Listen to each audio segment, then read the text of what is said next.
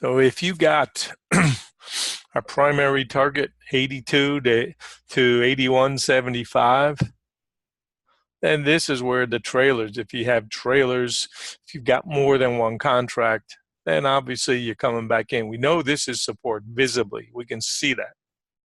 So now you've got the risk reward concept. You know yesterday's middle idea. So our predictive model has told us that this has been the best resistance zone to come back in a regression trade. And the hardest part, as we've just been talking, is what do you do about paid for sure? Well, depending on whether you have multiple contracts or not, you either keep moving your stop down and say, I'm going to keep rolling the dice. And then you get to a point where you say, you know what, that's a good day. I could leave, 3, 4, 5 chips on the table, but I just want to take this home with me. Everybody has a different risk reward tolerance. We said that the goal is to try to take, 4 points, 5 points out of the market every day. You can live on that.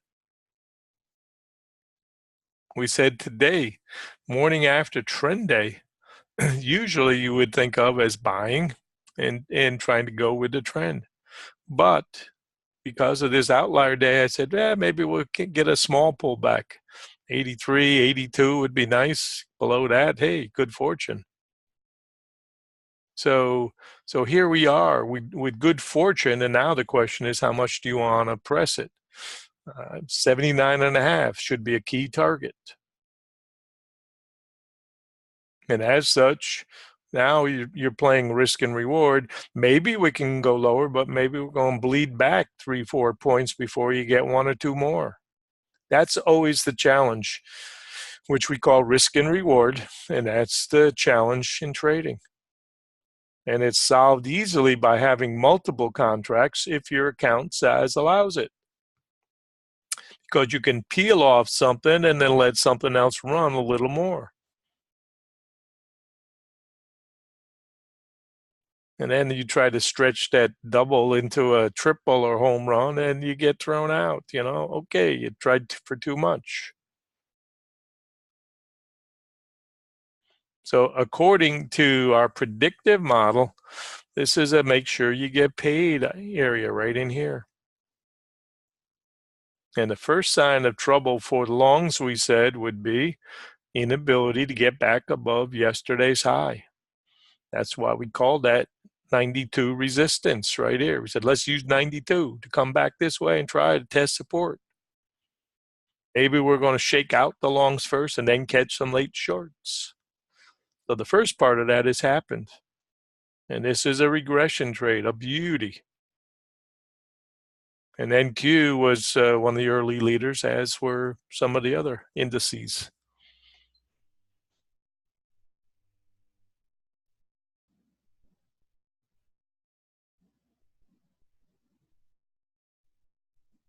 My first thought was, we'll be lucky if we get some movement. It'll be choppy. Hard to buy this. You need to allow moving averages time to catch up because we had such a barn burner yesterday, or we could get the regression. And we said that yesterday. We don't know whether we're building a high level base or we're doing a little trap. And you can see these are the worst kinds of traps, but that's why you keep your eye on 93. Because that tells you, well, the generals, so we'd already known just by coming down this far, the generals were pushing south side, saying better odds coming back in a regression trade. And these are still aggressive trades compared to yesterday's buy, but much better odds in here.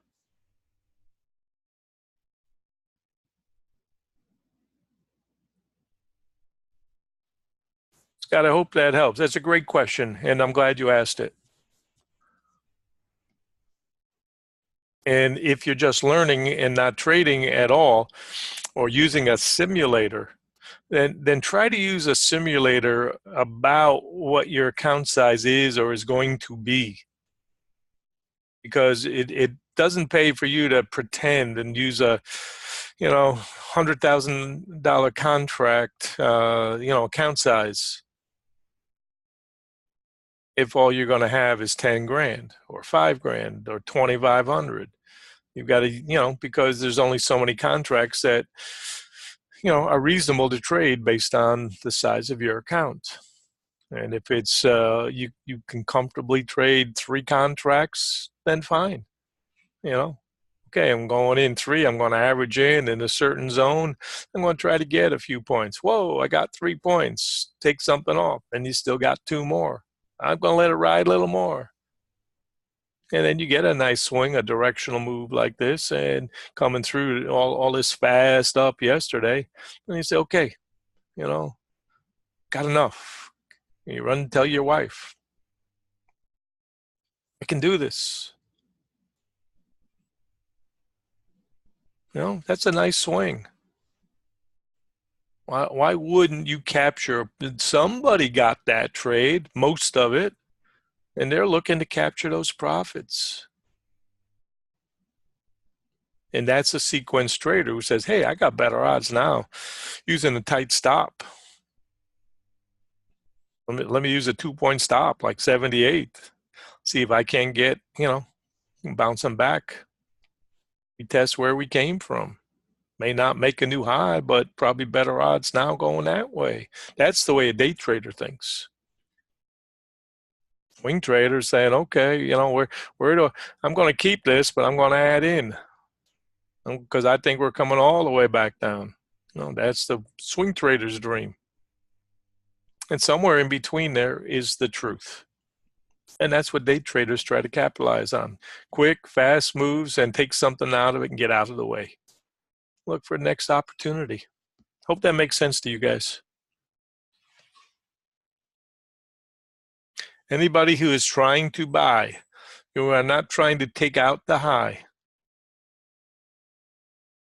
All you're looking to do is scalp a few points, and it's a contra against the day's trend. But it is with yesterday's trend. I think the high is probably in already for today.